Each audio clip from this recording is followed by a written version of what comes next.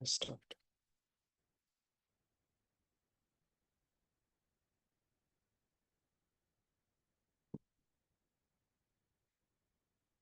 Questions?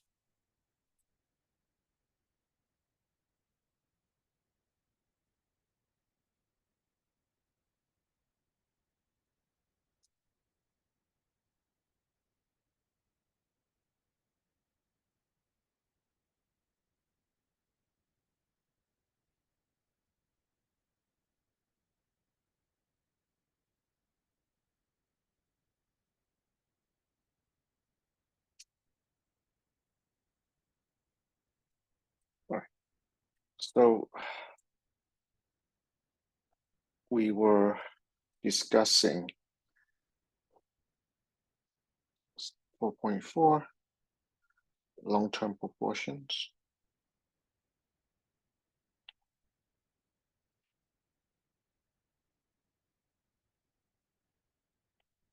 And limiting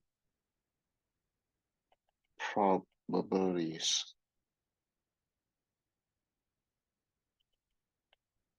of a Markov chain. And so there are actually quite a few things going on here, but let's kind of maybe try to condense it into a big picture. And then, we'll explain the details after we mention the big pictures. So the big picture is as follows. So there are really two concepts, if you will, even though I think long-term proportions might be the one that's more like kind of relevant here. So the first thing, right, is you have to kind of understand what this term means. So long-term proportion, or like basically long-term proportion of time, right, spent in a state. All right. So that's sort of that's really this thing right here. And the notation, right, will be pi I.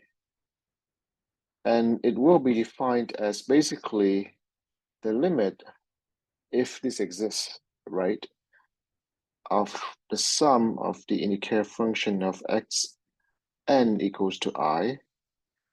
Well, I guess let's say k, right?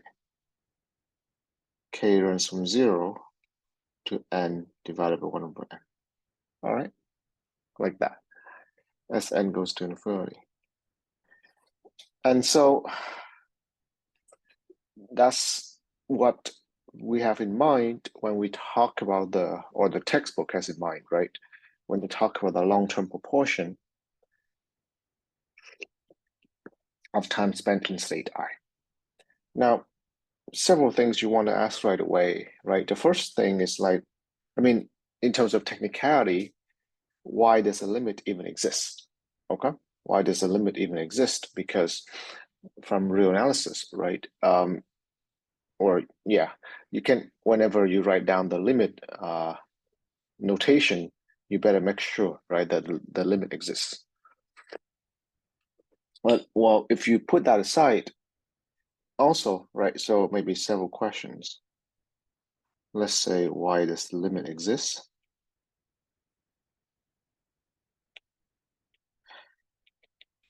And second, why is it independent, right? Here, notice that one of the feature of Markov chain is initial, right, distribution. Where does this Markov chain start? It's not really mentioned, right? You might think that, well, starting at x0 equals to I, that's fine, right? That's one way to see it.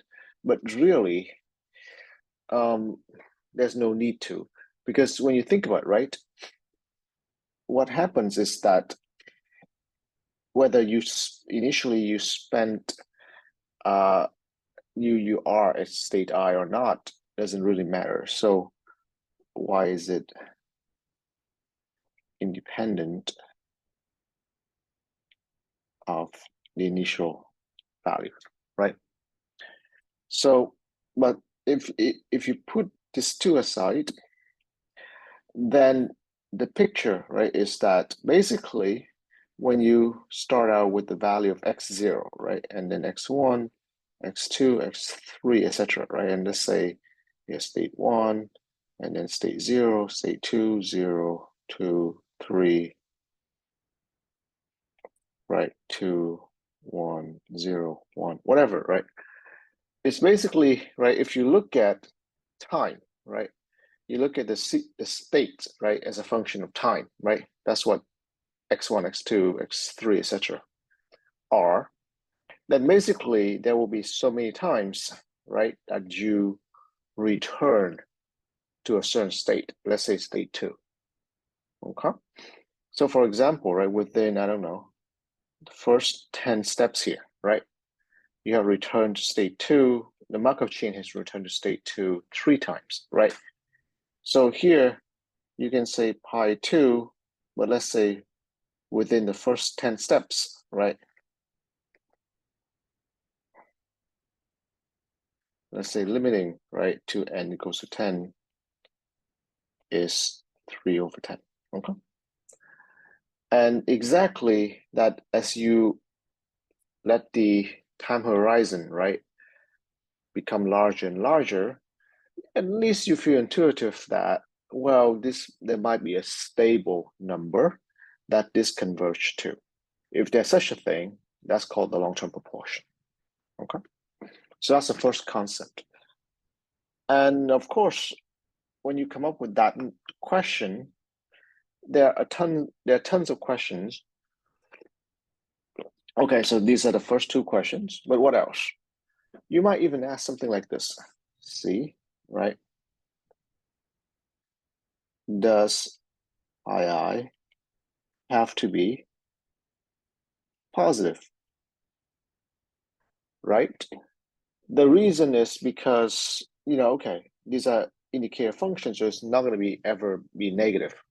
But does it have to be a positive number, right? And even something like this connected to this,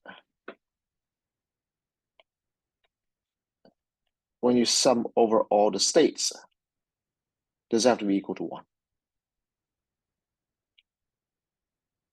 Okay. The reason, again, you might feel like, okay, does that even have to be asked? If you sum over all the states of something like a proportion, it should be 1. Not really. The reason is you kind of take your sort of, let's say, bias or prejudice, right, from probability into this. No one says the pi I have to be a probability to begin with. Okay? It's just some number between 0 and 1. Okay? That's clear. The definition here, right, says that pi I will be definitely between 0 and 1. That's clear. All right? Because this number is between 0 and 1, so divided by n. Sorry, this number is between 0 and n, so divided by n is between 0 and 1. But beyond that, right, when you take the limit, it might as well be 0, right? And when you sum over all the states, there's no reason to. Notice, right, here's some subtle thing going on. Basically, if you look at the pi limiting to a finite horizon, right? So pi 1 would be something like what? 3, sorry.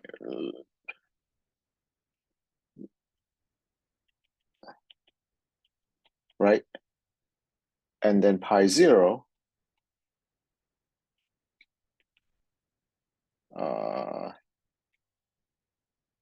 did I miss anything? Yeah, pi 3, right? All right. So here, the Markov chain can have more than 4 states, right? It might have 4, 5, 6, whatever as a state. But notice these numbers add up to 1, right? But one of the reason is because this is a finite horizon.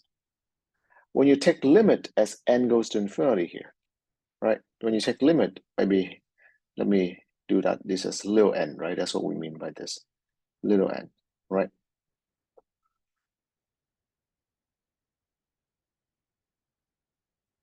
When we take limit as n goes to infinity, okay? And so here's one thing. If you also have infinitely many states, then basically you kind of have something going on like this. If you sum over all states, I, but if the sum is something like from 1 to infinity, you have infinitely many sum. Then if you limit it to a finite horizon, then that's 1. But if you also take limit as n goes to infinity, okay, then you see what I'm trying to say? So basically you try to bring the limit outside. You try to switch the order of the two limits. And in real analysis, okay, and real analysis has to be relevant here. Switching the order of two limits doesn't have to preserve the answer. And that's what's going on here, right? The sum of the pi i's doesn't have to be 1. Because if you have infinitely many states, that may or may not happen.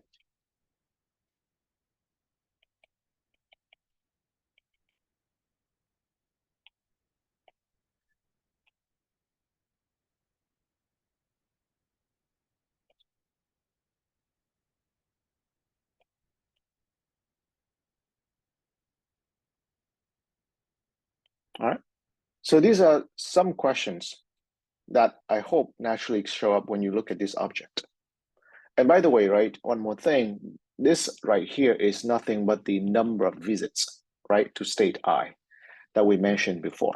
So the long-term proportion, you can say, is the average number of visits per unit of time, okay? As, time goes to infinity. So it's really that, right? Pi I, in this sense,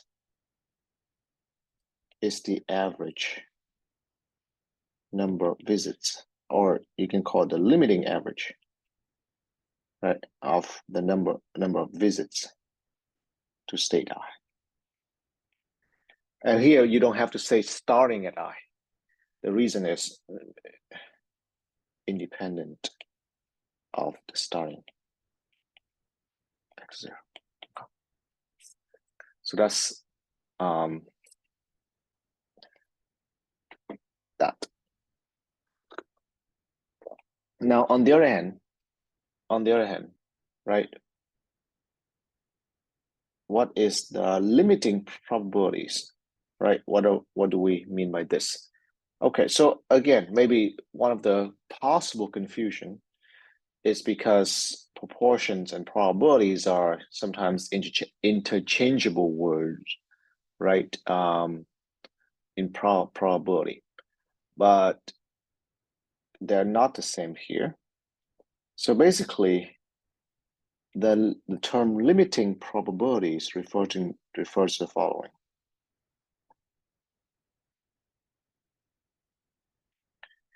They refer to, right, this idea that basically for any finite t, right?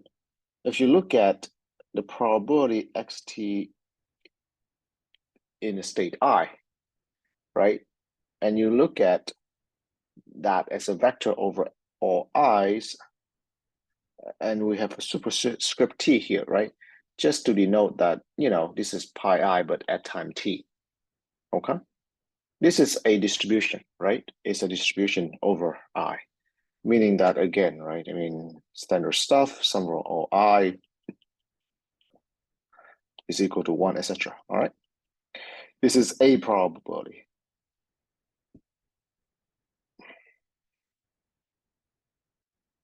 Notice that there's nothing about limit here. It's just select any t, there is a distribution of xt, okay? Unlike the long-term proportion above. It's not, it's probably have some taste of this, but not even there, yeah. So this is just for finite t, what's the probability, right? All right, but then you could ask, because this is a function of t, right? Okay. When I look at this, when I push time to infinity, does this exist? And if it does, what number will be equal to?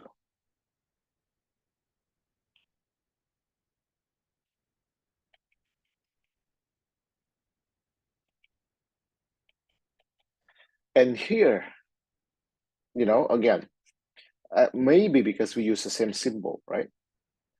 It sounds suspiciously similar to the above, and it sounds like you want to say, yeah, of course, and it will be pi I.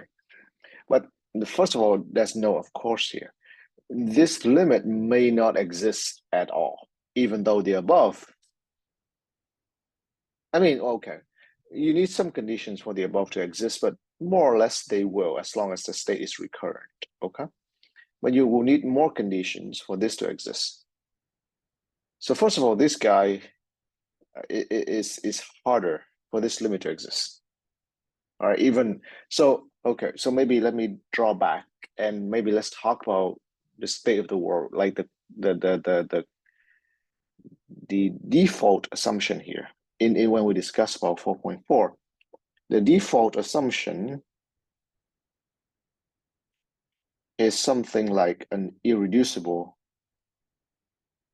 recurrent Markov chain. Something like this. I mean, doesn't have to, okay? But maybe a lot of times we will have this in mind when we discuss these concepts. But you want to then from here branch out to, does what we talk about apply to transient Markov chain? Does what we talk about apply to reducible Markov chain? Okay. And the answer is, of course, it does, but it will be kind of trivial. So, of course, the word reducible, right, means that there are more than one recurrent classes, right, in the Markov chain. But so what I'm trying to say is that the concept here, right, the long-term proportion, this will always be available for irreducible recurrent Markov chain. This may not even exist, even if you have a irreducible recurrent Markov chain. All right, but so they're kind of different. Well, on the other hand, for most of the time, so the punchline is this, right? Okay, so what's the big picture?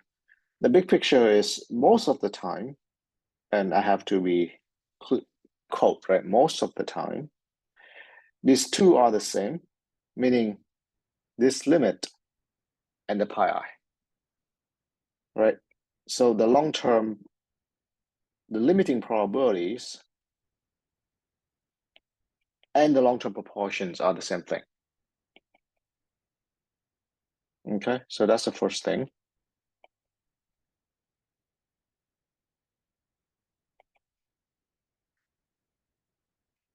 I guess k goes from 0, right?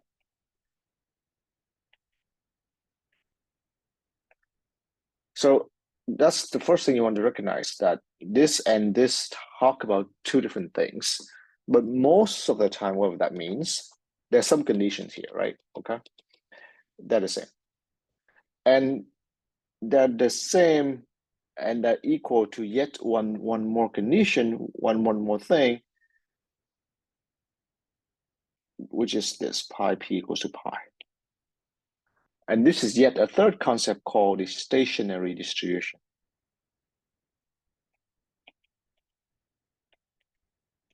Okay, so there are three separate concepts: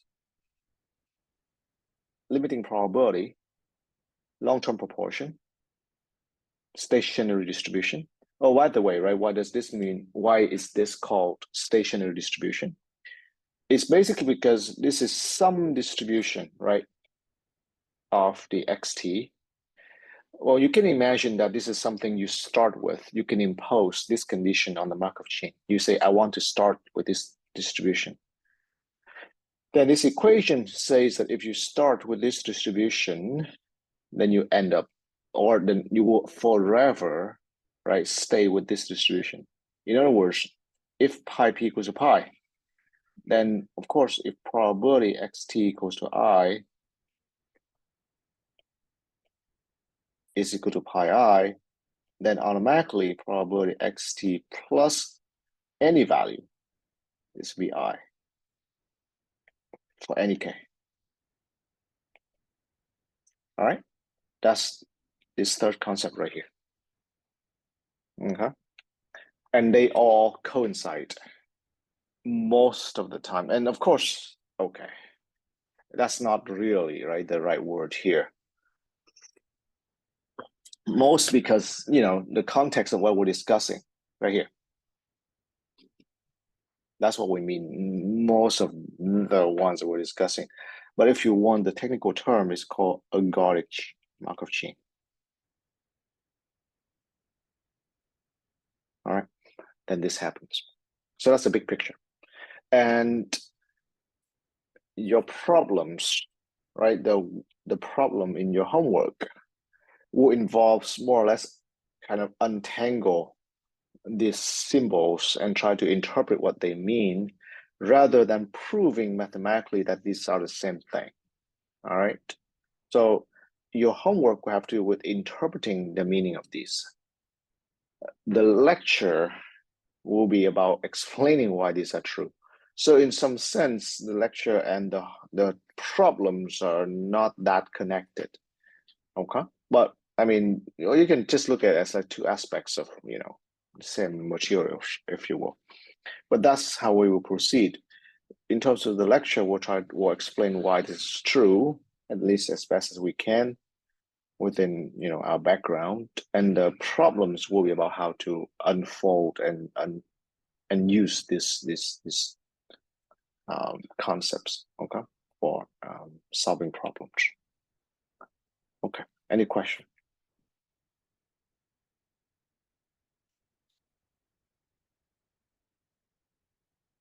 So, okay. Again, to emphasize, right, that these are three separate concepts. Okay, so maybe let's show you an example where these do not have to coincide or this doesn't exist. So let's say a counterexample, first of all. Right, so you can kind of see that they don't have to be the same. And a counterexample is something like this. If you look at a Markov chain that looks like this, okay? And this is a Markov chain, right, that basically does what? If you are at state 0, you will move to state 1. If you're at state 1, you will move to state 0, okay? So it's clearly a cyclical, right, thing. There's nothing even random, okay, about this Markov chain. But you can still ask these questions, right? And you'll see that clearly, right? The Markov chain will spend how much time in each state? Well, maybe, right? Let's have you ask this as a quiz. For this Markov chain, right?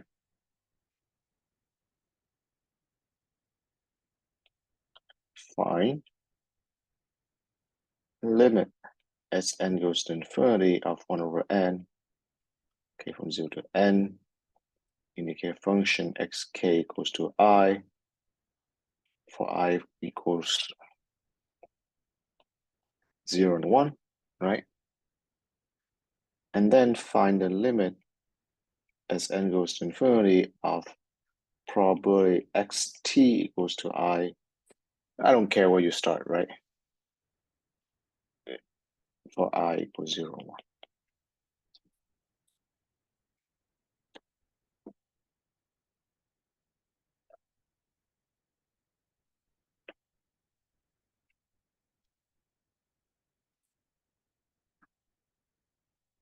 You know what? Maybe let's just make it easy for you.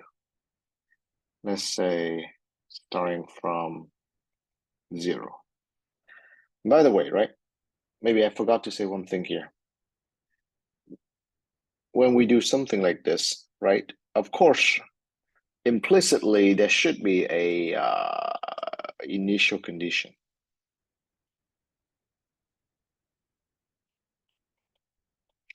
But, right, when this limit exists, if and when this limit exists, it will be independent of the initial condition as well.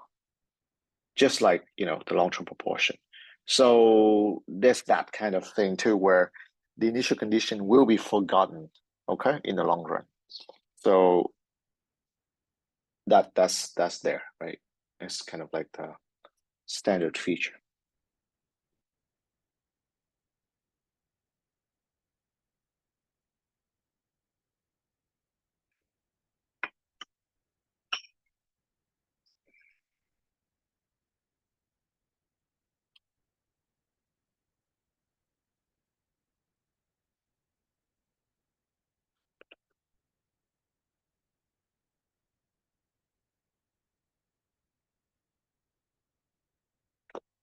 All right. So what's the answer here? What's the long-term proportion of time spent in each state for this Markov chain?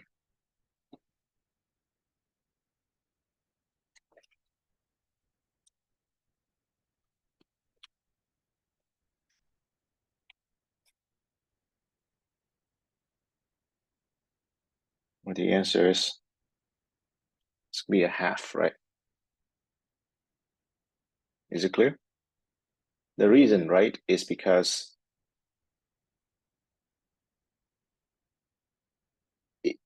okay, I guess maybe, right, here I probably have to qualify that. Let's say you start also at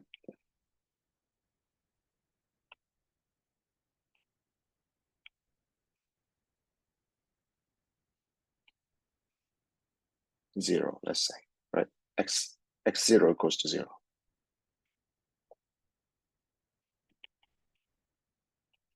And this is, let's say, a half, right? Because, half of the time, exactly half the time you'll be at state 0, and the other half you'll be at state 1, okay? If you start at state 0, let's say.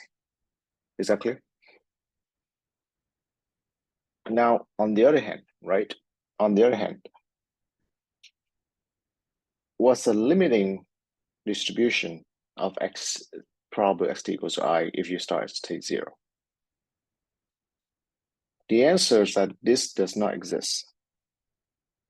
So the limit here does not exist. Why? Because, right, depend on the t, right? If you start at time 0, if you start at state 0, then on the even time, you will be at state 0 with probability 1, right? In other words, probability, let's say x2 times k is equal to 0, given x0 equal to 0, this would be 1. But probability x2k plus 1 equal to 0, given x0 equal to 0, that's equal to 0.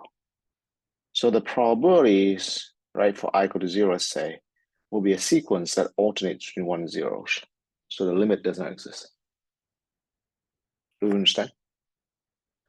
So for this, let's say, simple Markov chain where it's actually irreducible and recurrent, right? This is irreducible and recurrent.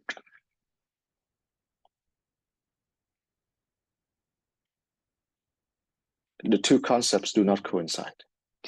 And I guess one thing that you may or may not have seen, and that's why I have to add this part in here, is that actually the long-term proportion here does depend on the initial proportion. Unlike, right, what we said above about is independent of x0. Well, the reason here is because this change is a little bit funny, right? It's not really your typical Markov chain. And what this chain, right, fails to do, even though it's irreducible and recurrent, is that it actually falls into another category we don't mention much so far as it's called periodic. Okay. This chain periodically returns to, right, same state with a guaranteed whatever. So it has a pattern built into it, okay? And for a periodic Markov chain, basically, so I guess the message here is that a periodic Markov chain is not ergodic. So the two concepts won't coincide and things are actually a little bit weird. Whatever we're discussing here won't be true for the periodic Markov chain. Because one part of the time, right, one half of the time it spends in one state and the other half of the time it spends in another state, etc., etc. And so that's why, right, the word most of the time here have to be quite carefully stated. But you can be pretty sure that we don't really run into periodic Markov chain so much as an example or as a problem, okay, as a typical phenomenon, and that's why. Okay, any questions?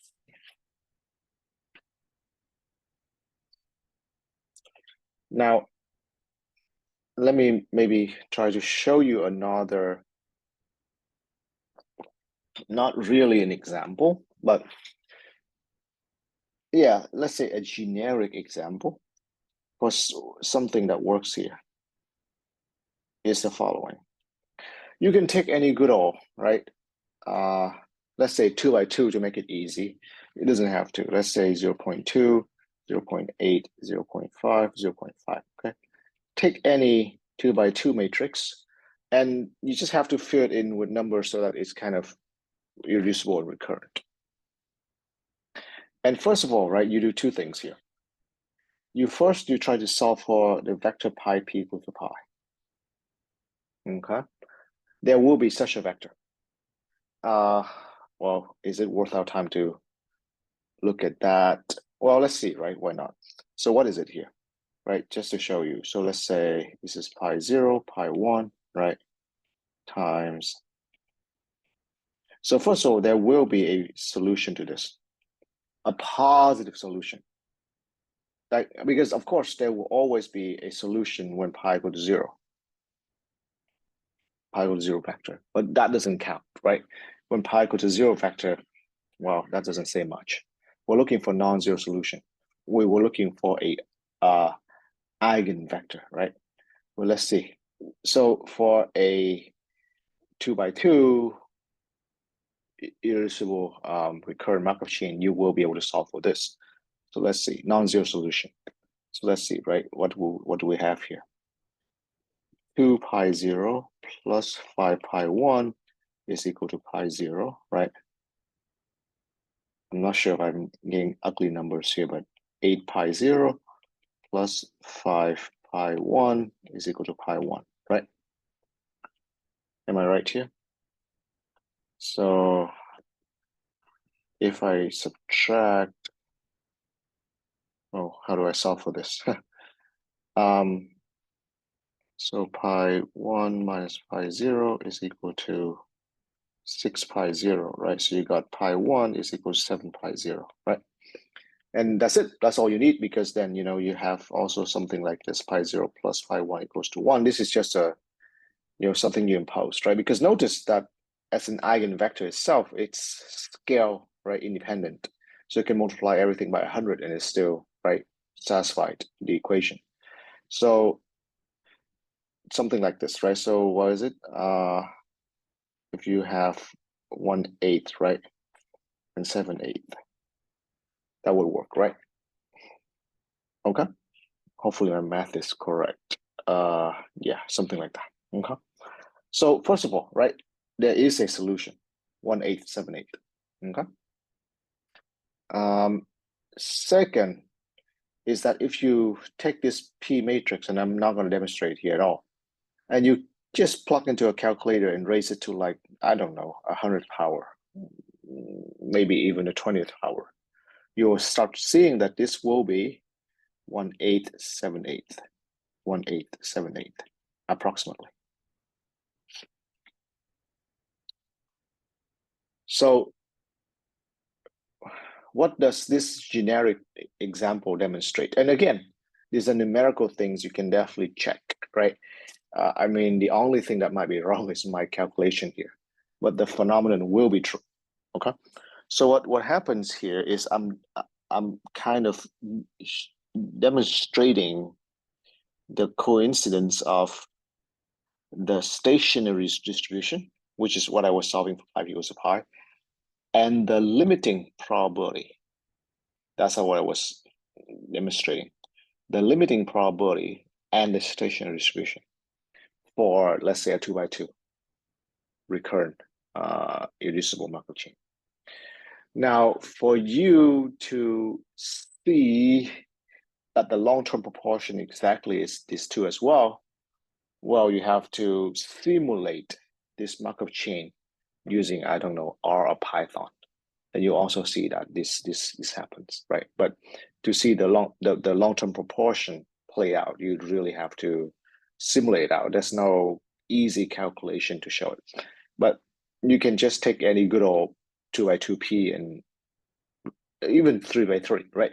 The only problem is, of course, the higher the dimension, the harder for you to solve for the eigenvector, the left eigenvector. But so that's another example, okay, to demonstrate this phenomenon.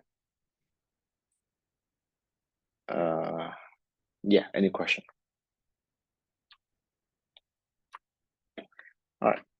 So now the last thing I want to say, right, before we start the discussion proper. Again, these are all kind of overall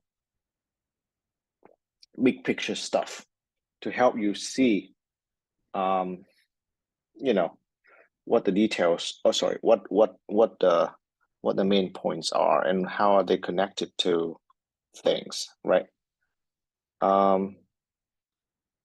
Okay, maybe even after this, maybe let us do some problems first for you to kind of see a taste of this, and then maybe we will do the details later on. So the explanations, right? So the third thing I want to tell you is that in some way, this is actually the result that we're talking about here is a generalization of the law of large number. Or you can say that this is law of large number for Markov chain.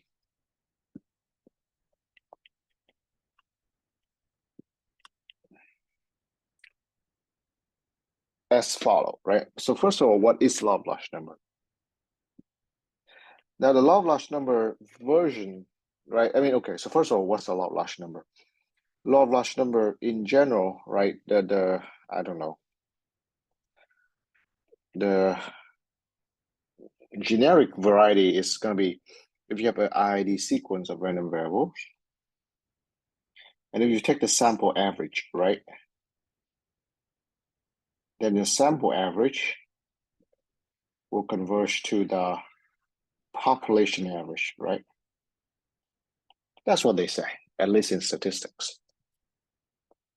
But this doesn't mean much. I mean, okay, in our context, what we're trying to say here, in our context, we actually will be very interested in a special kind of X here, right?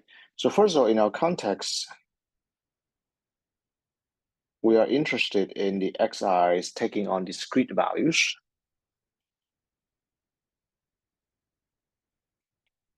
So continuous xk won't be quite it for us. One of the reasons, of course, is we're discussing Markov chain, right, with discrete state space. And then we are kind of interested in the indicator function of xk equals to r. See how this is kind of connected. But still, right, if we assume that the xi IID, by the way, notice Markov chain is not like that. Markov chain definitely are not independent, right, this time, right? It's built so that the next step is dependent on the previous step, right? And of course, they're not identically distributed either. But anyway, right, if you have IID, then the sum k from 1 to n, 1 over n here, by definition, will converge to probability of x equals to I. it will converge, guaranteed by law of large number. In fact, if you remember the lecture last week, the proof for this exactly is built upon law of large number. And that's why it's sort of like the generalization of law of large number, because this is built upon a law of large number, okay? So here, right, this is guaranteed to converge by law of large number. What else? Moreover, right, notice that by definition, this is already stationary, right? The xi's are already stationary.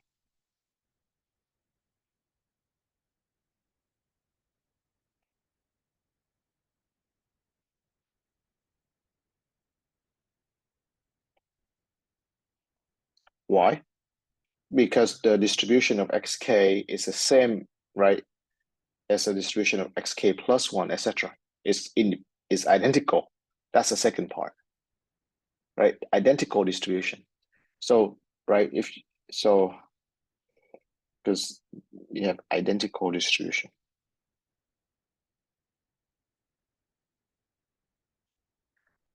And so the limiting distribution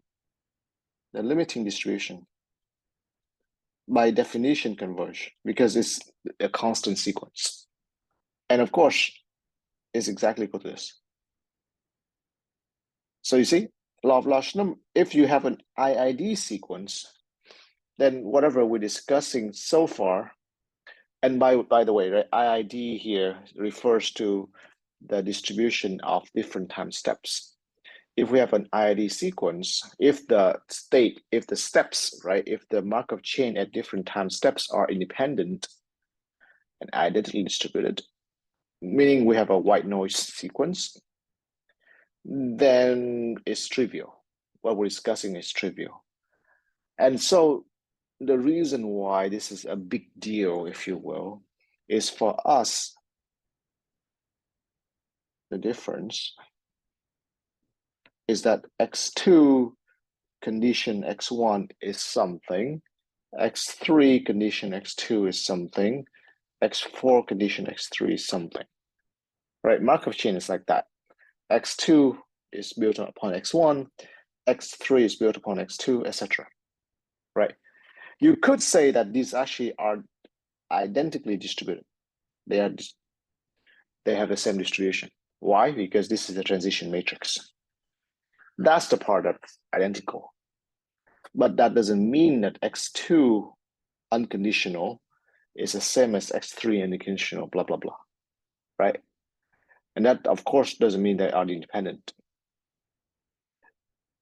So Markov chain has dependence built into it. And Markov chains certainly are not identical in terms of distribution across the time. But somehow, when time grows enough, and if you have a Gaudicity,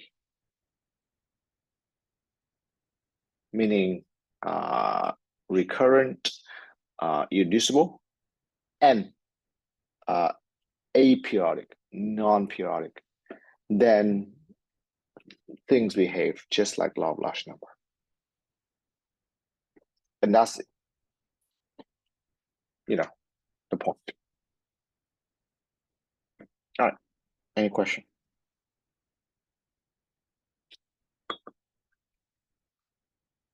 All right, so maybe, right, maybe let us do some problems, just kind of show you the taste of how the thinking works, and then we'll go back to the lecture, which is about explaining, okay, why this is true for Markov chain. So let's see what kind of problems we can do.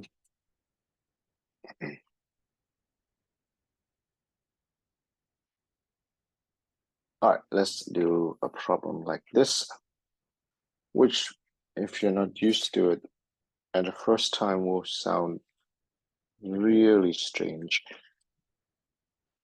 So question 2.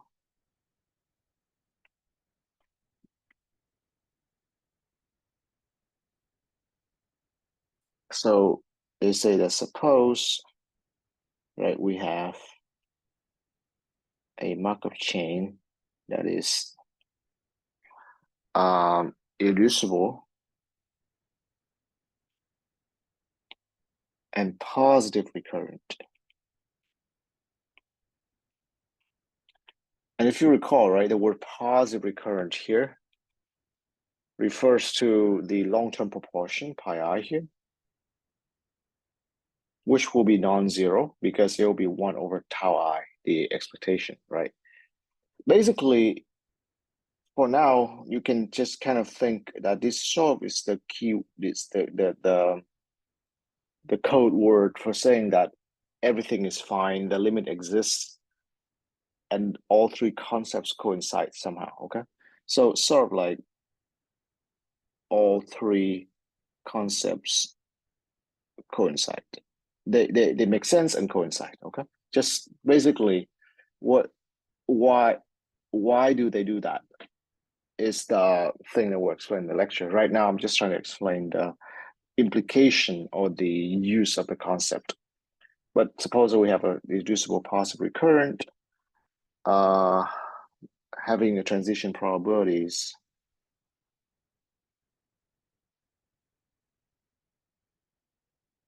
let's say matrix P, okay. And now we will break the states down, right? So there's a state space, right? The state space will be partitioned into something called A, not for absorbing, but A here. So there are two classes, okay? Let's say acceptable or functional, and then unacceptable or not functional, good or bad, if you will. So basically, you know, again, you could think of, let's say the state space is like 0, 1, right up to 10, let's say. And let's say when the state is in 1, 3, and 5, things are good. The machine's operating. For the rest, 0, 2, 4, 6, whatever, right? Things are bad. The machine doesn't work, okay? Something like that. So now they ask you to find, of course, in terms of, right? So here, when all three concepts coincide, then we only have one single vector pi, right? That satisfies three things. It's the long-term proportion, it's a limiting probability, and it's the stationary distribution. You know what? Let me backtrack. Not all three. Let me just say two concepts coincide. Which two? The long-term proportion exists and is equal to the stationary distribution. Meaning that it takes away the part where it says that a limiting distribution exists. All right. So it only talks about long-term proportion and the stationary distribution. It doesn't guarantee or doesn't really talk about the limit, this limit. It doesn't care about this. At least it doesn't say much, right? What's right? But so the question asks, find in terms of the pi I,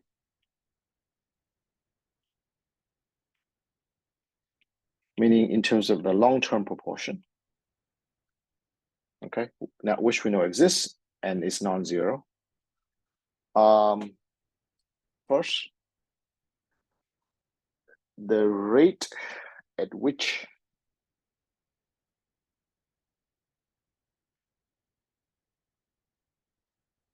the production, the Markov chain goes from up to down. meaning again, right? Acceptable is up, unacceptable is down. Or this is also referred to as the breakdown rate.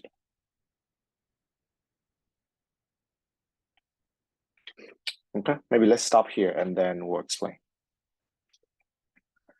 So what is the breakdown rate to begin with, right? So suppose like in this example, right, from 0 to 10, and let's say this is up. What happens, right, is that if you look at the sequence of states,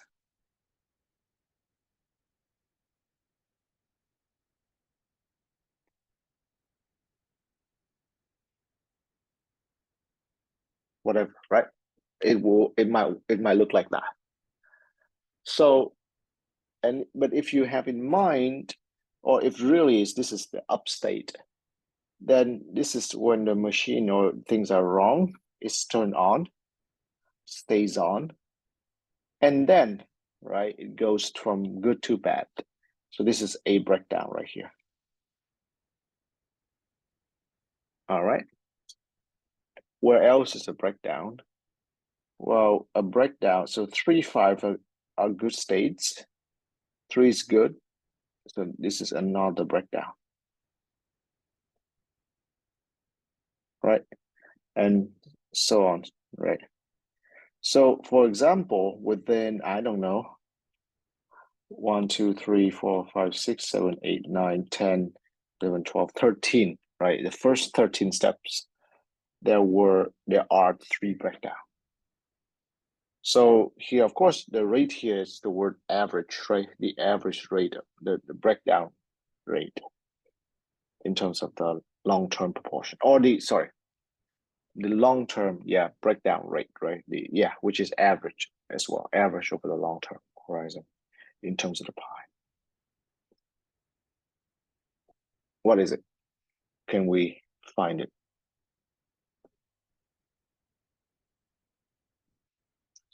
So the key here you see is nothing about limits, exist, not exist, etc.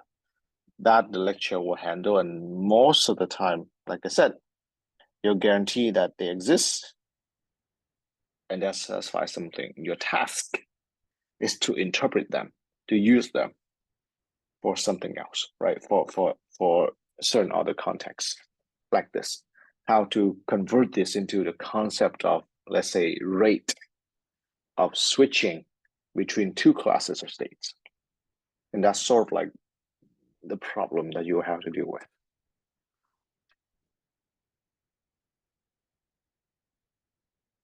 Okay, so what would that be?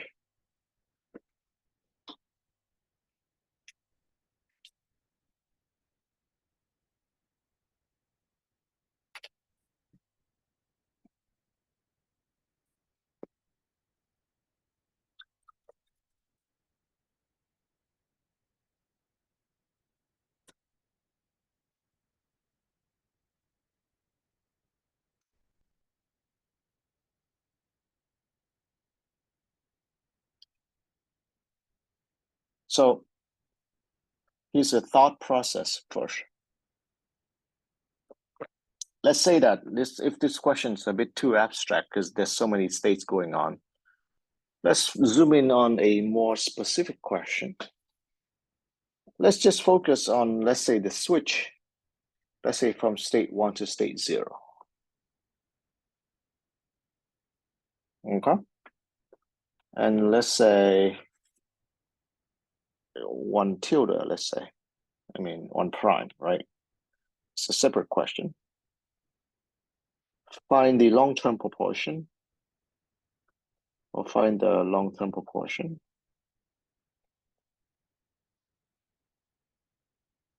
of the state of the Markov chain, let's say switching from 0 to 1.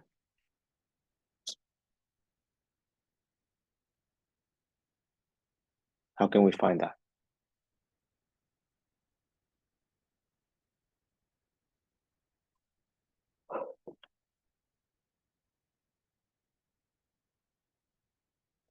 Okay, maybe I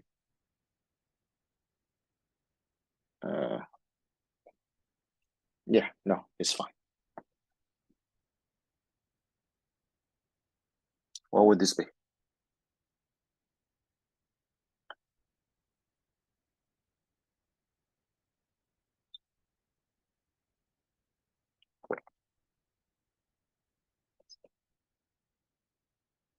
All right, so first of all, right, what do I have in mind when I ask this question? What I have in mind is something similar, right, to the breakdown rate. But what I have in mind is the count of the pair, right, 0 and 1 together in a sequence.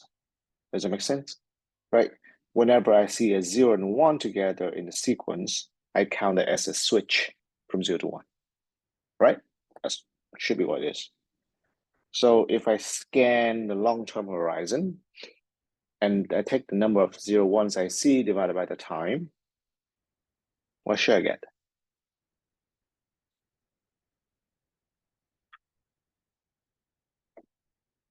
What I should get is pi 0, p01. All right? That's what I should get. That's a long-term proportion of the Markov chain switching from 0 to 1. Now, if you doubt this, or if you wonder why this is true, well, let's try this down. What would this be? In terms of mathematics, right, the long-term mathematics, the long-term proportion is really something like this, right? Limit as n goes to infinity of the indicator function of xk plus 1 equals to 1 and xk equals to 0 divided by n for k runs from, let's say, 0 to n minus 1, if you will. Do we agree? Right, that's what we mean by the long-term proportion. Right? And so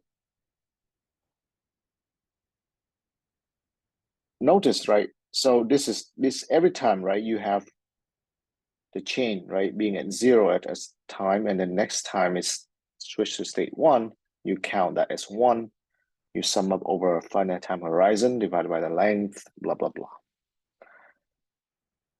So, but if you believe that the limit here is going to be equal to, right, the expectation, wait, hold on. What do I want to say here?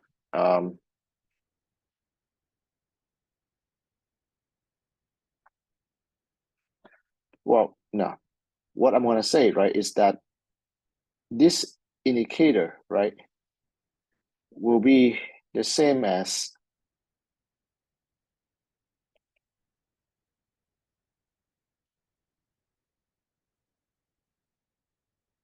right, the indicator function at xk equals to 0, right, times the indicator function at xk plus 1, sorry, I need some more space here.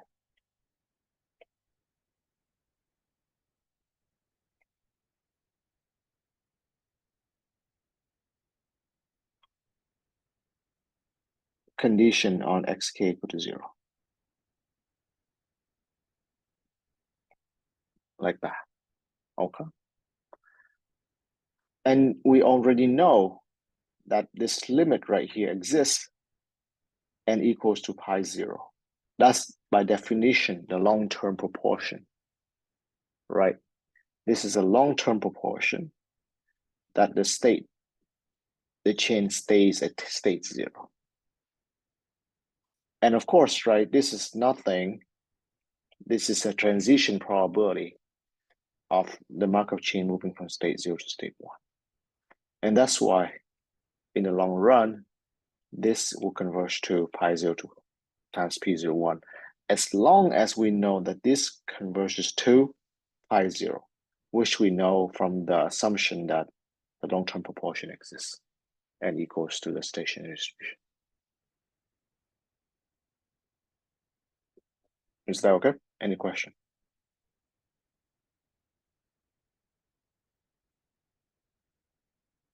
Okay. So having said that, then if we ask about this question, then the breakdown rate, the rate at which the Markov chain goes from up to down, how can we answer that in view of something like this?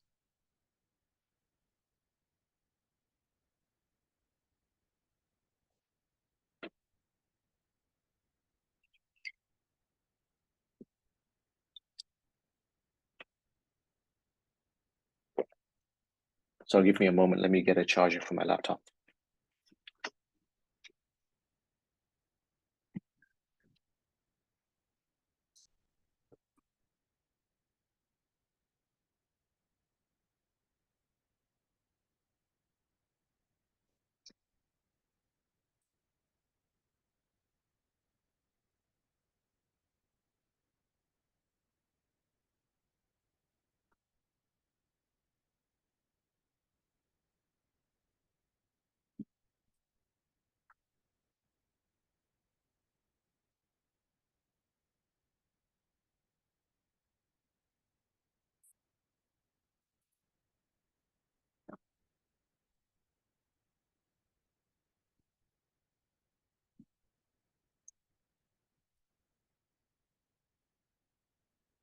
All right.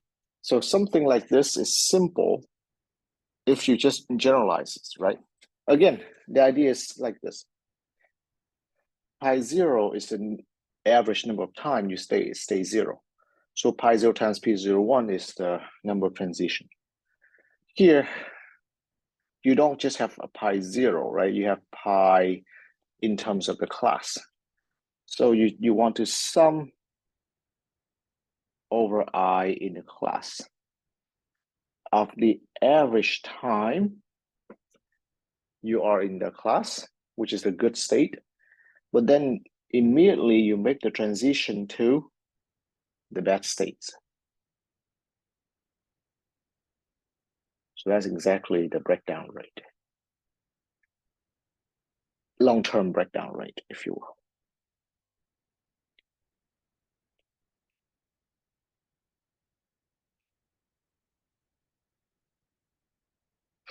Any question?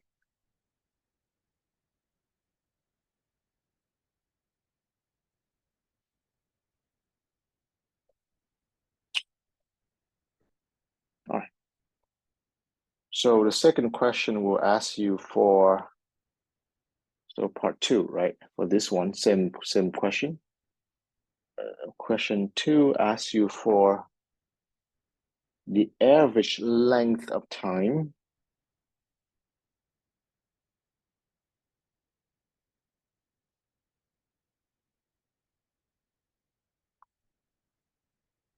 the process remains down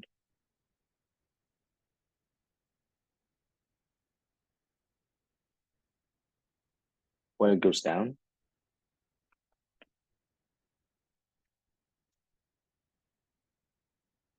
And part 3, the average length of time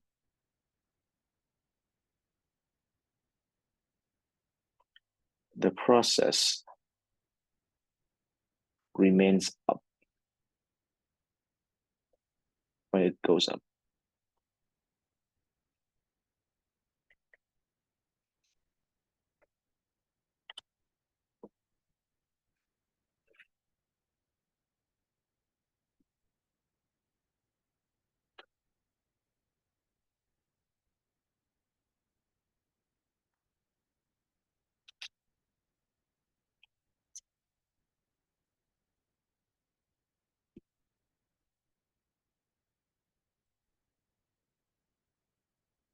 All right, so what does this refer to?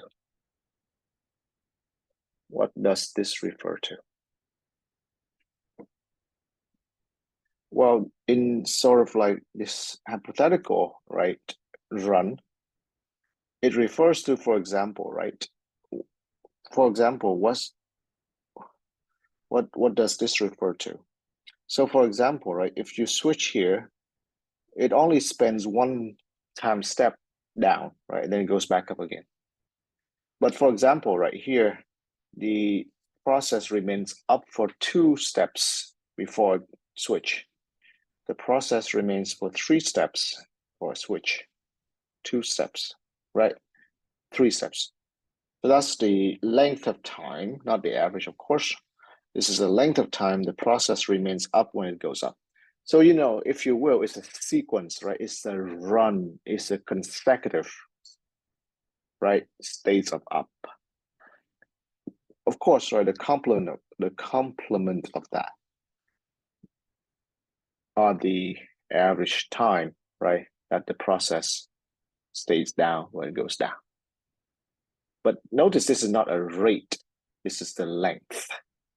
So we measure in number of time steps. So how can we do that?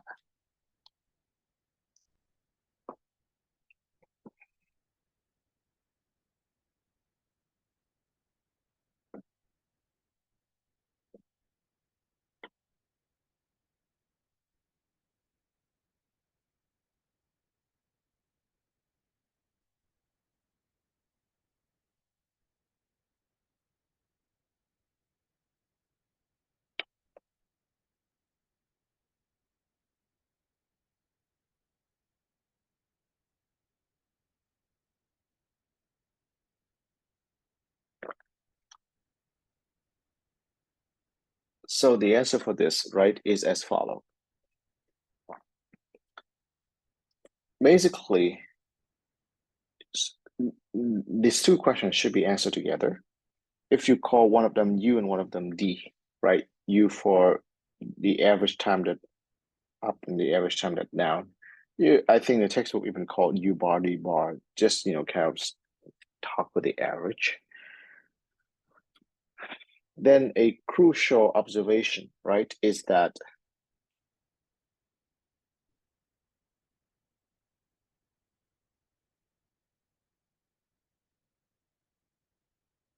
there is one breakdown, right? There is exactly one breakdown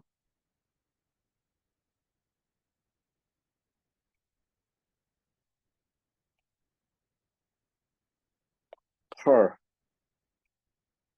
up-down cycle. Agree?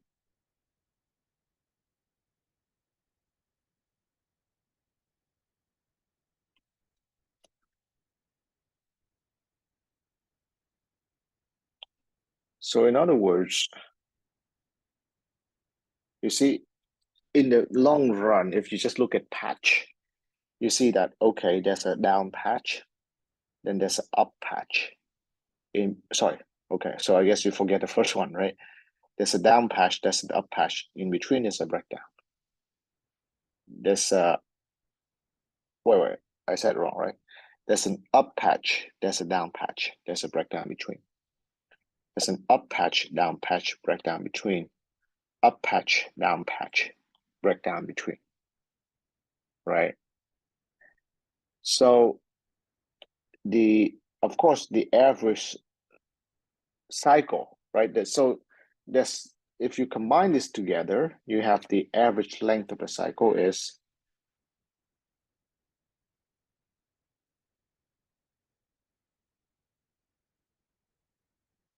U plus D, correct? And let's say that you have the breakdown rate right here. Let's call it R.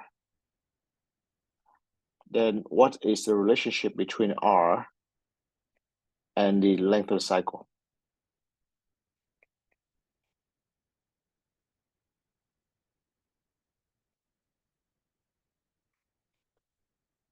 So this is a cycle of operation, let's say, with the observation that there's one breakdown per up-down cycle. What's the relationship between these two?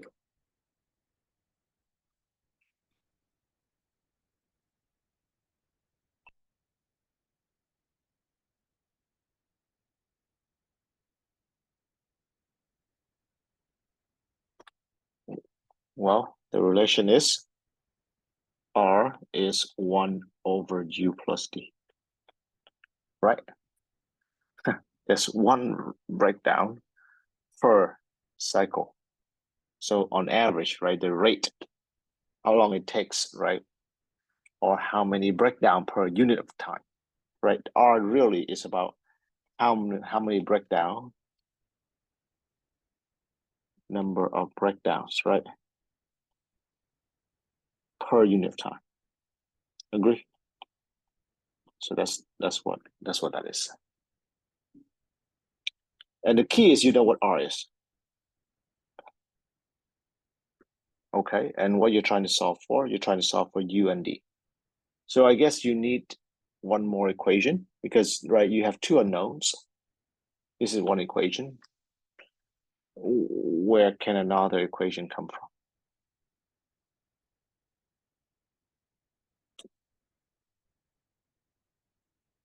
Another equation can maybe come from something like proportion of time we stay up,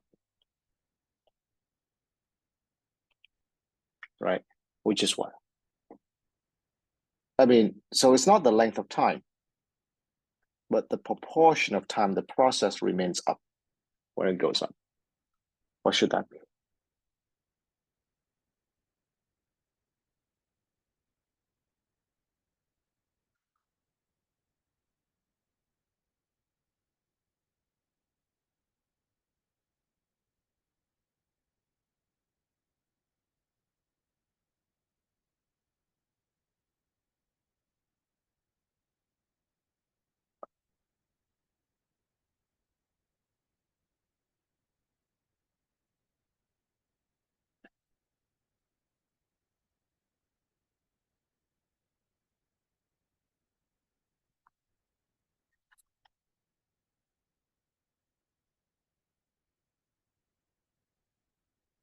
So so maybe, right? Let's just say it more.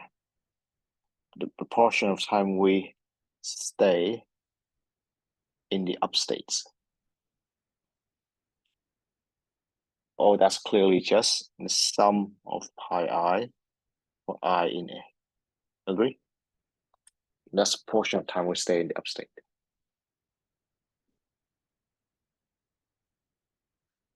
But that, on the other hand, right, must be the average time we stay in the upstate divided by the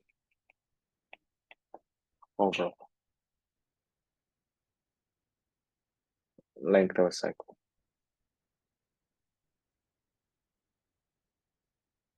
We understand? So if you combine these two together, notice, right, R and this is known. These are known number. Then you can solve for U and D bar, right? Let's not even bother for the actual answer, but that's the key. Any question?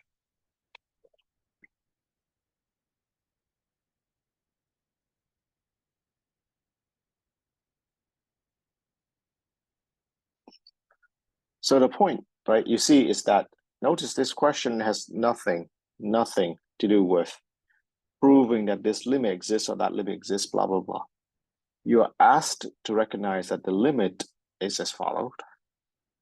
And then for a particular point, and you're asked to generalize that to some other concepts like the breakdown, the switching rate from one class to another, if you will. And then you're asked to somehow connect that to, let's say, I don't know, the length, right, of a cycle.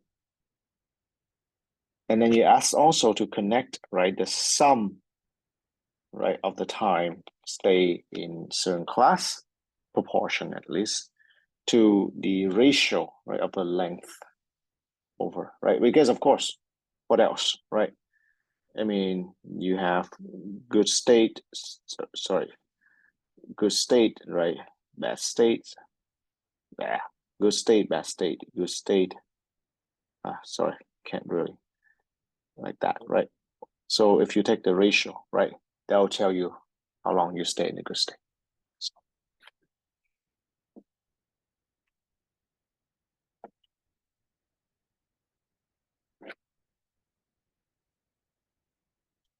All right, so that's sort of like a demonstration, I hope, right, to show you the thinking process, the kind of questions you're asked to do in a problem like this. Our task in the lecture will be to explain why this limit exists, etc. But you're not going to be asked to do that in the problems. Okay, any question?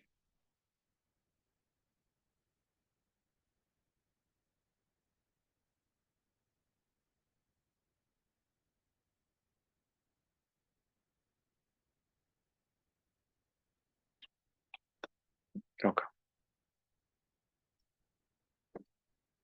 So now let us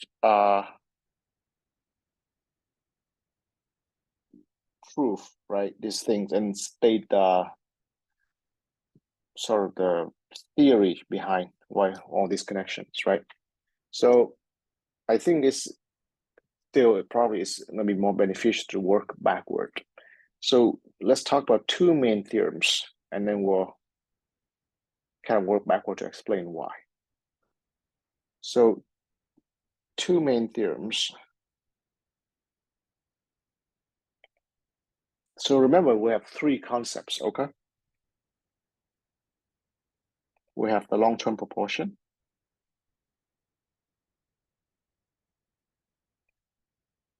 We have the limiting probability. And we have the stationary distribution.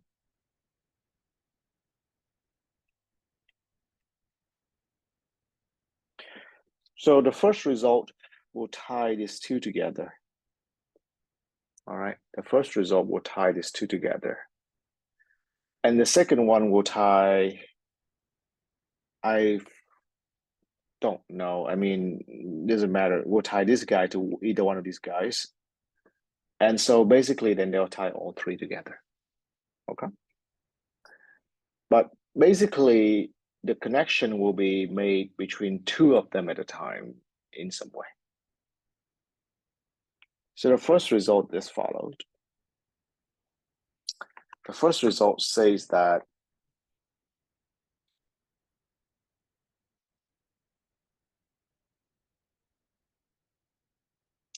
if you have an irreducible, let X,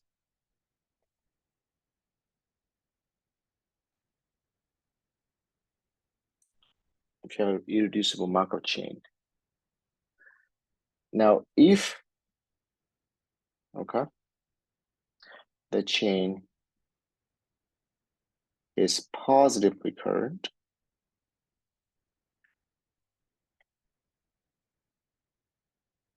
then the long-term proportion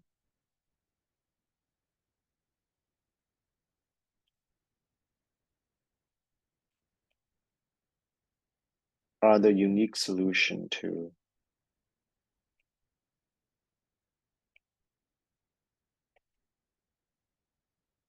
pi p equals to pi.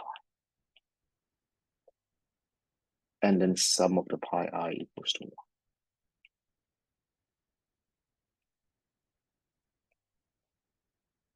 Pi I being 0. So notice there are like two equations here, right? And in sort of the common way of thinking about this, we tend to assume this. Right? Because in our mind, it should be. But do remember that this equation alone, without this condition, allows for pi equal to 0. Pi equals to 0 is a solution to this equation. Therefore, you definitely need this equation if you want to kind of talk this condition to talk about the whole package. And this whole package only is available if you have the chain is positively current. But notice, right, the language here exactly is connecting the long-term proportion to the stationary distribution. And it asserts that they exist. Because like I said, right, so two things. The first is the equality between the two. And second is the fact that they sum up to one. Because some of them, right, only have the zero solution, which is actually the next point right here. Moreover, if there is no solution,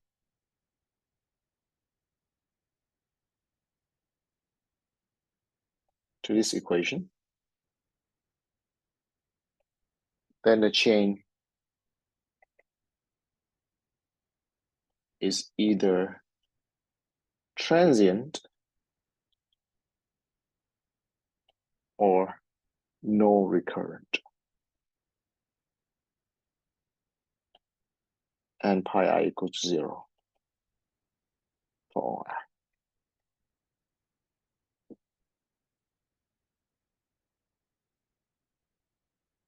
Okay. And I guess the pi here refers to the long-term proportion, right? That you stay at a time, at a state. Okay. So again, right, this is kind of gives you the complete picture, if you will, that if you have a irreducible Markov chain, just so that the chain doesn't have more than one state, one class, then either that the long-term proportion forms a probability, in which case it will also be the stationary distribution. Otherwise, it won't form a probability if you have a transient or no recurrent Markov chain. And in that scenario, then we don't care, right? I mean, about the so that's what the long-term proportion is, and I guess that the question of long stationary distribution doesn't come up because I mean there's no such solution, right? There's no solution, so there's no stationary distribution. Okay, so far, so this is the first connection.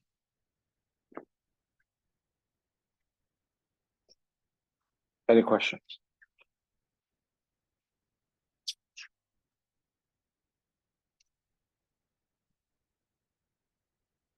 So the second question, oh sorry, the second theorem just is very quick. It's very short actually. It's actually a definition. So in this definition, I won't really define what we mean by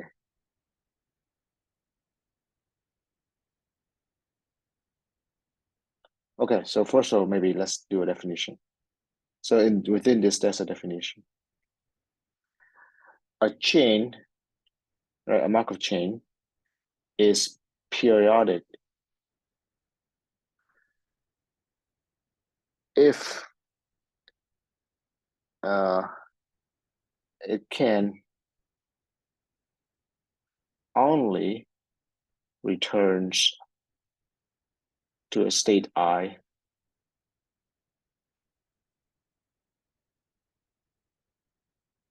after a multiple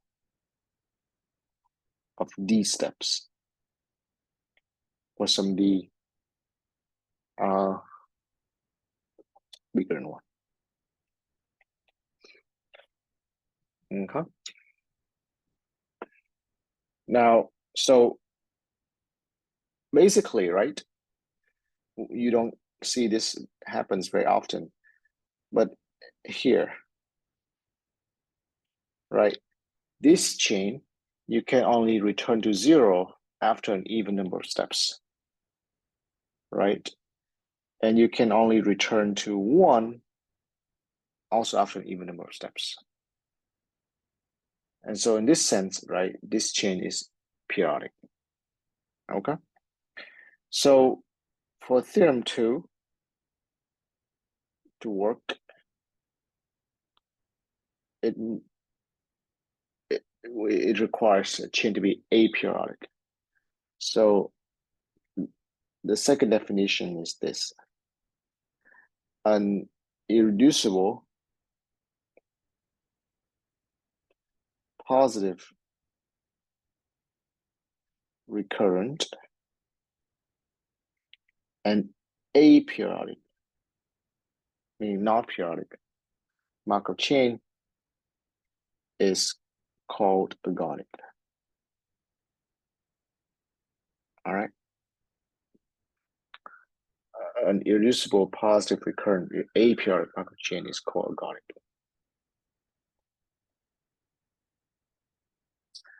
And so the theorem is this, that if you have, let P be the transition matrix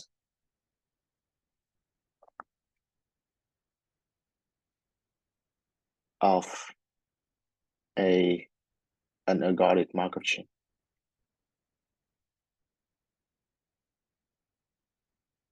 then the limit as t goes to infinity of P to T exists.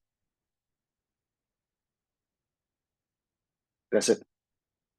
That's really all it says.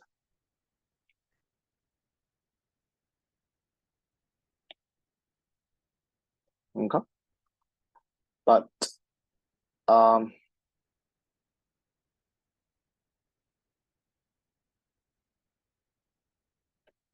now, why would this be?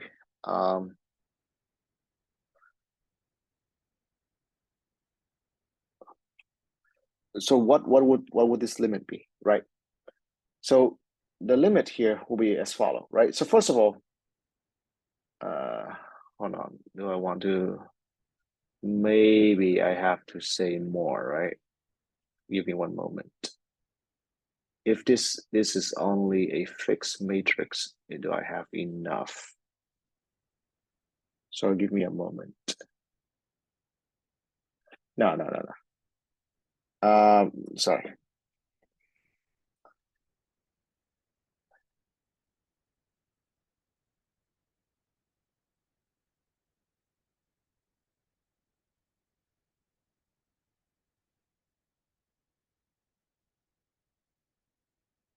I want to say this. I think no. This is.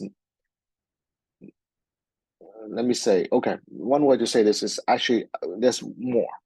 This limit exists and is equal to a matrix with a fixed number of rows, like that. I think I need that. Okay. So because I mean, I need that the matrix here as a special structure. Basically, all rows are the same. Okay, all rows are the same. Notice, right, by definition, Peter T, right, is still a transition matrix. And so the sum of all the rows are ones, and they're all positive, right, entries. So within this kind of result is the assumption that the pi is here, the rows. So the limit exists and equals to this. The rows, the sum of the I of pi I is guaranteed to be one. All right. And it's non-negative, of course. Okay. But so why is this alone, right, enough, and it will connect back to something like stationary distribution, right? And why is this called a limiting probability? So let's explain this part, right? So this is the sort of the mystery of the ergodic chain, why this happens, blah, blah, blah. But okay, so maybe first of all, let's try to explain the implication of this. So notice, right, P to T exists. Okay, yeah. Well, what does this imply? So suppose, right, the implication of theorem 2 is the following. Suppose that I have, let's say, I already used the word pi, so I don't know what else I want to use. Let's say let pi tilde, or let's say pi sub 0, okay, be any, okay, initial distribution. Meaning that basically I only require that pi 0 is a vector such that the sum over all entries 1 is have non-negative entries. And I want to consider pi 0 times p to a t. Okay. I want to take this limit as t goes to infinity. Okay. Now, what am I looking at here? When I look at this, right, notice pi times p, right, raised to t power, is really about the limit as t goes to infinity of probability xt is in a state given some initial distribution of x0.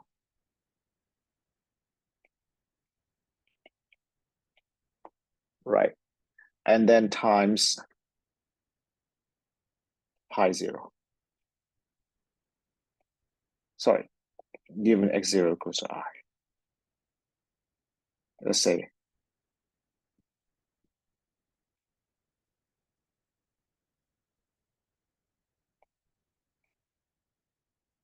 and this is given by pi 0, right? So basically, it's just really about probability xt is equal to I. But regardless of initial distribution, because I say it can be any initial distribution. All right. But what is this limit? Well, pi 0 is a constant, so I can pass a limit inside. And if I pass a limit inside, I'll get pi 0 times this matrix. Pi. Okay. All rows. Well, so to be, you know what?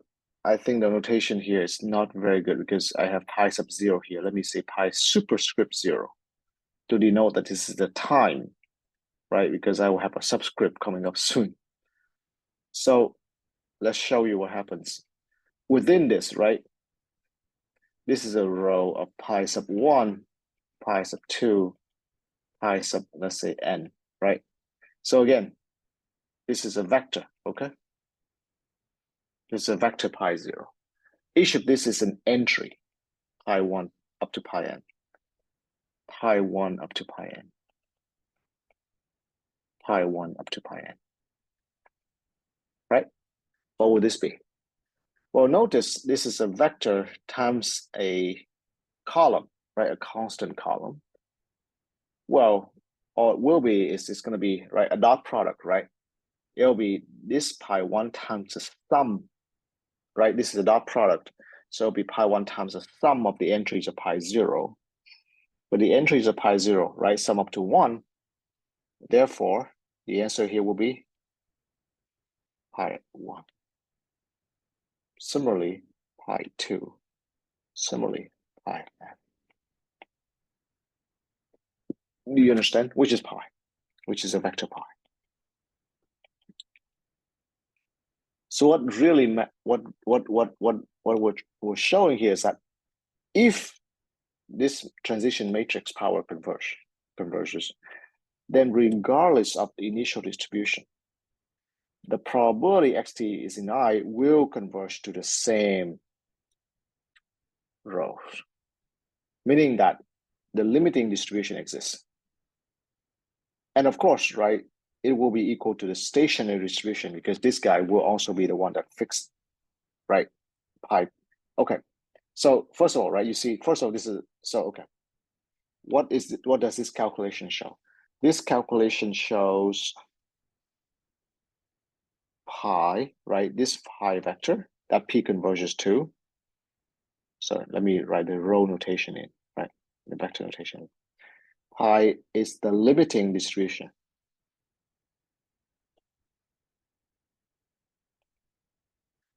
of xt. But second, right,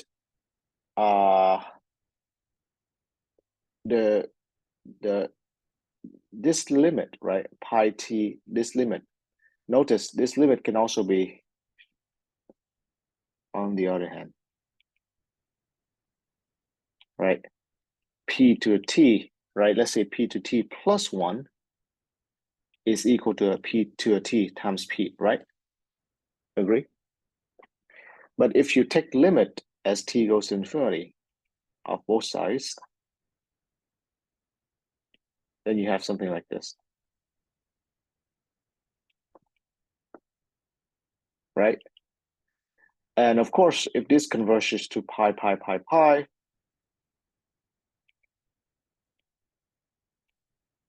then this also converges to pi, pi, pi, pi, but with the cache that is a p right after, right? So basically, we just factor out a single p. But what does this read as? This read as pi p is equal to pi. You see that? Pi p equals to pi.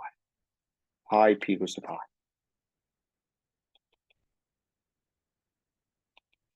Which means that pi itself is a stationary distribution. Let's say the stationary distribution, because it's the only one, because of the uniqueness of limit. Do you see? So basically, right, this ergodic theorem implies that the limiting distribution exists because it exists, assert that, n equals to the stationary distribution. So it connects the limiting, yeah, connects these two.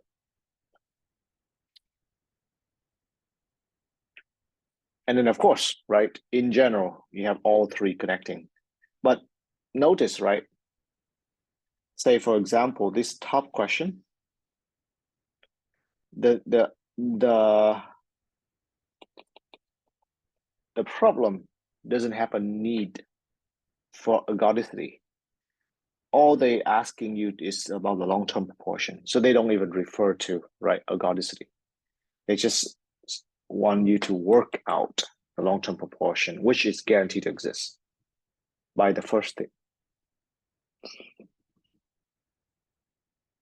Any question?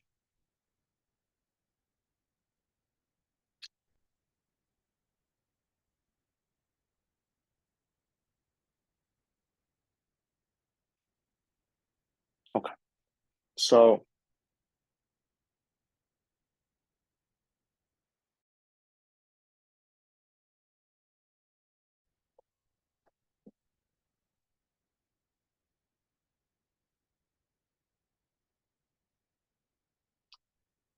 let me see here. What else do I want to say? Where I want to say.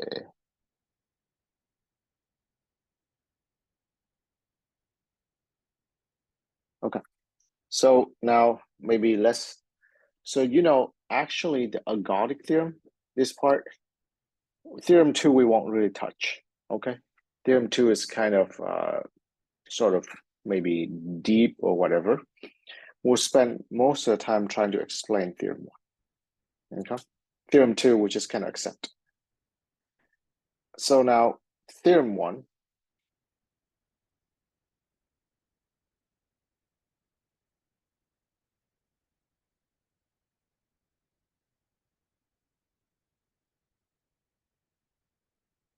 So the reason why we kind of want to explain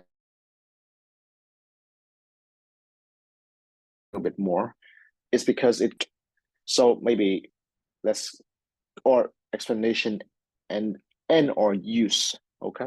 Because it's sort of the more important one here. It connects long-term proportion, again, right? Long-term proportion with stationary distribution. Okay. So what's the message here, by the way, right? So first of all, the simple message is as follows. The message is that, first of all, if you're given a Markov chain, check, right? That is irreducible, which is sort of easy to check that all states go to any other state. It's recurrent. I don't know. If you have well, again, if you have a finite Markov chain, so this is like automatic. if the Markov chain is finite, okay? If you have infinite Markov chain, you might have to use some techniques, right? Like if you have the random walk, remember, right? To prove that a symmetric random walk is recurrent, takes us some time, right? We need to use some special technique. But if it's finite, then you guarantee. But after you establish two of these things, then all you have to do next is then check the equation.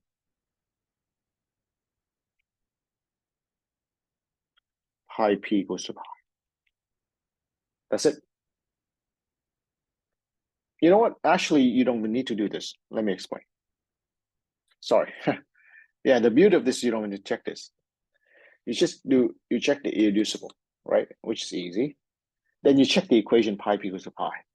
If you can show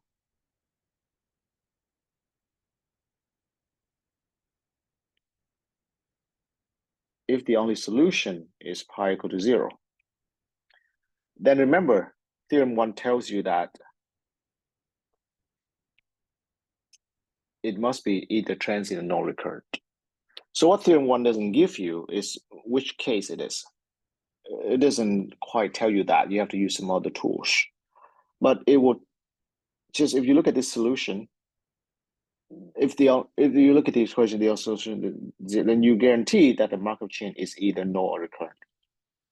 Sorry, either null recurrent or transient.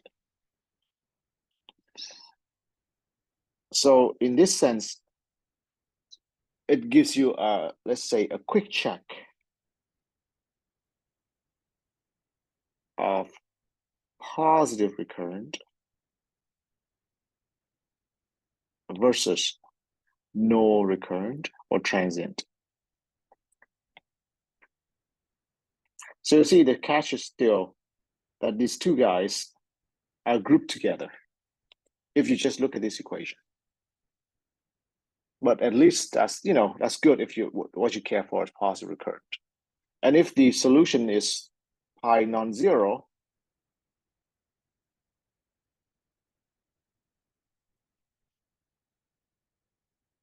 then it's kind of guaranteed to be unique.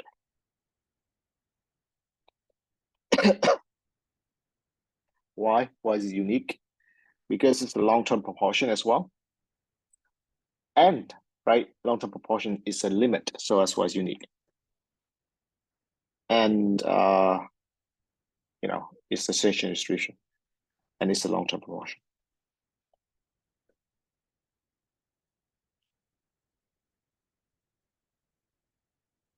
So long story short, most of the time just work this equation, but then, right, try to interpret the different meanings of long-term proportion. As in, again, right, let's say this problem, where, right, there's so many concepts attached to this long-term proportion, like breakdown rate, like time spent in the upstates, right, related to how proportion of time, right, related to the average length of time, things like that, right? And also, of course, this, right, this is the breakdown rate, okay? But otherwise, like, you just kind of stare at this equation and see what you can get out of it. All right, so let's do quiz. So let's have you look at the symmetric random walk, right?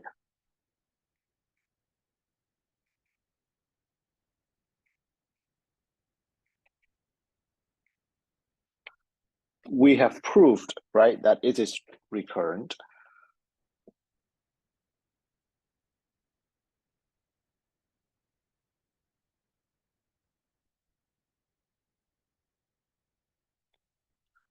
Now proof, of course, is irreducible, right?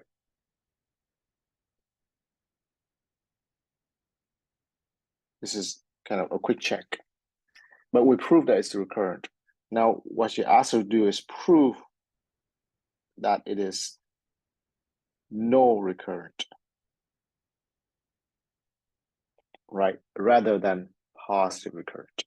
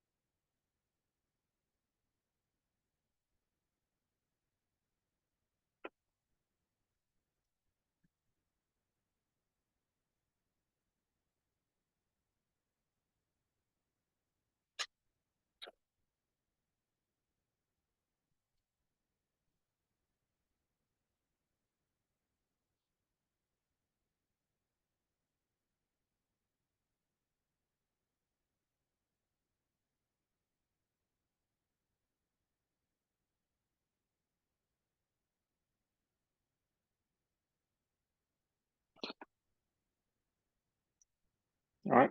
So what do we do?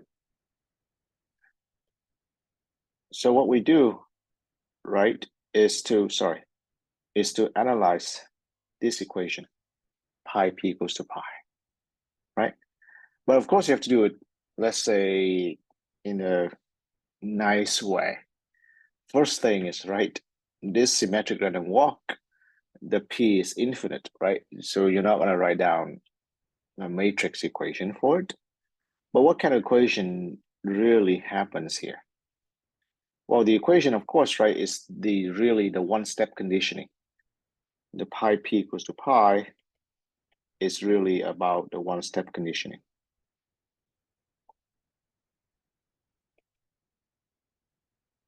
Right? For example, we look at pi 0, right? The long-term proportion of time you spend at time 0, it clearly must be the p times the long-term proportion you stay at state 1, because from 0 you go to state 1, plus 1 minus p times pi minus 1, right? The long-term proportion you spend at state minus 1, right? It's just one-step condition, right? Which is this equation. I mean, but really, I mean, if you want, sorry, the thing is pi I plus 1, I minus 1, right? That's what this equation say. I'm sorry, it's really 1/2, right? But you know what? Let me just stay with p in general, because then we'll specialize p equals 1/2. And then what do we, you know what? Sorry, I keep switching back and forth. Oh, let's do 1/2. Right. And then what else? The next thing is that we need to say something about the pi's, because otherwise, right, this is still an infinite system, right? There are so many i's. We can't say much. But one crucial thing is that in a symmetric random walk,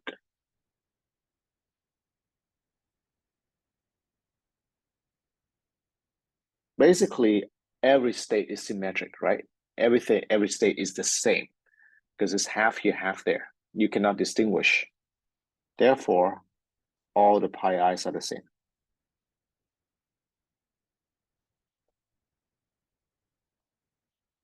Or if you want, right? Pi I equals to pi I plus 1. All states are all pi's are the same, right? What's the reason? Again, because we cannot really distinguish one state from another. And maybe you can just call that, right? Because they're all the same, you can just call it some symbol. Let's say pi. Okay. But what does this mean? Well, if you look at that, that means pi is equal to 1/2 pi plus 1 minus 1/2 pi.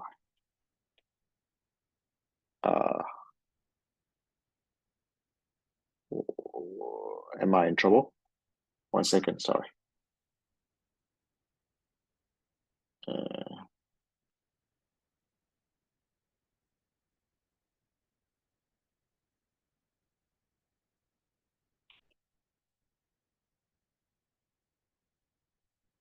pi p goes to pi.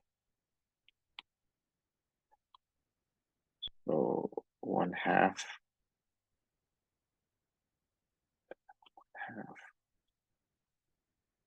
is correct.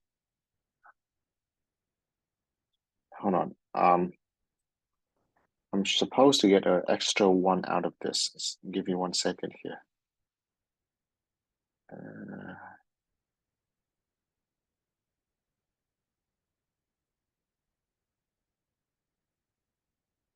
If you are state I with 1/2 chance,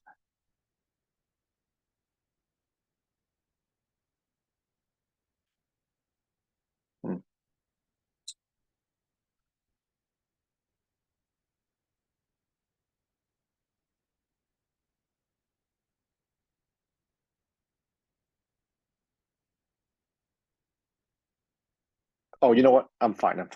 Sorry, I'm fine. Actually, this is just a proof. Sorry, it's just a proof that I mean, I'm just saying the same thing again anyway, right? It's really, if you want, this is the proof that says that, right? All the pi's are the same. But what's the catch? The catch is that if all the pi's are the same, and you require that the sum is 1, right? Sum over all i's. And all the pi's are the same. You see, that's the trouble.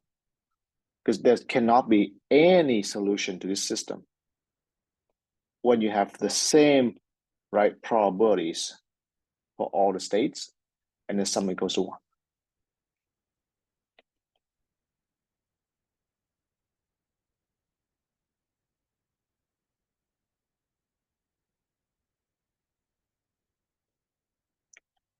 And that's why when you try to solve for pi p equals to pi for the symmetric random walk, you will not be able to solve for this system. So for this equation, therefore, right, by theorem 1, it must be null recurrent. I mean, it's not transient because we have proved it's recurrent.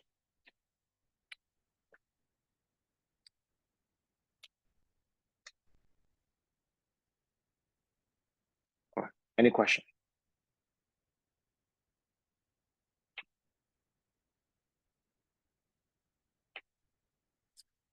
Okay. So we have 6 minutes.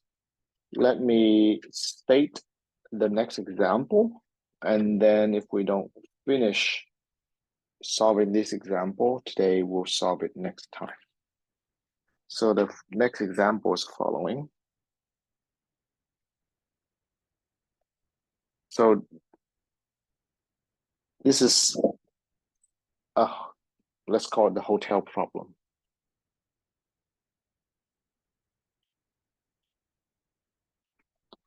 It says that the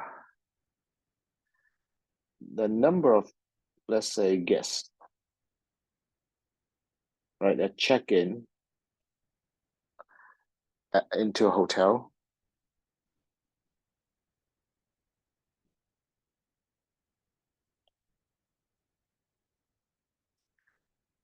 each day, okay, is a Poisson lambda, is independently a Poisson lambda.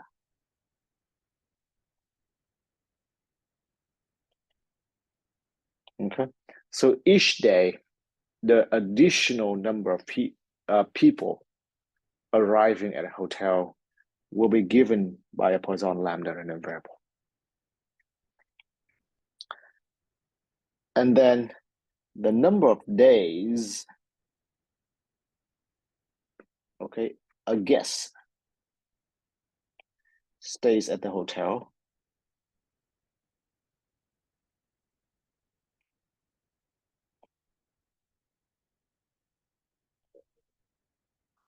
is geometric P.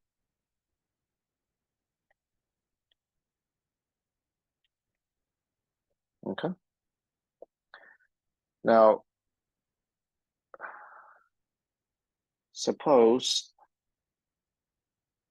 that all guests act independent, right, of each other.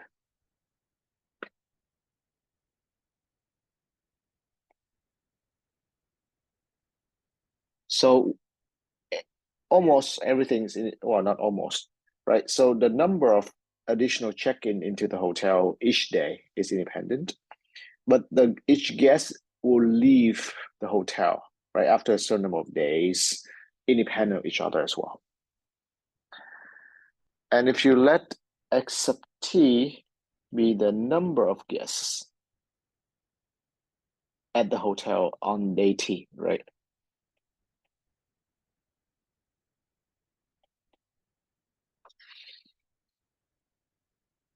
The first thing is you try prove that xt is a Markov chain.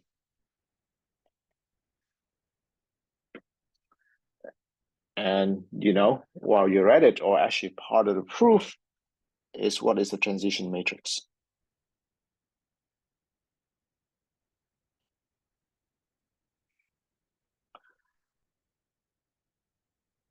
And then part B is to ask for, let's say, the long-term proportion.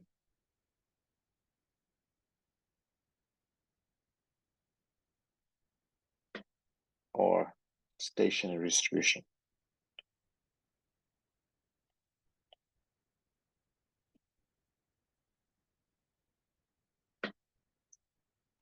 So,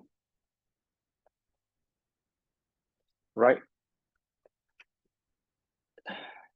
this problem is interesting in the sense that it's a Markov chain, but the way it's described is not your good old, right, typical, okay, here's a P, we'll work with it, etc. It's given in terms of components of how different pieces act. And you're supposed to piece it together to check that it's a Markov chain.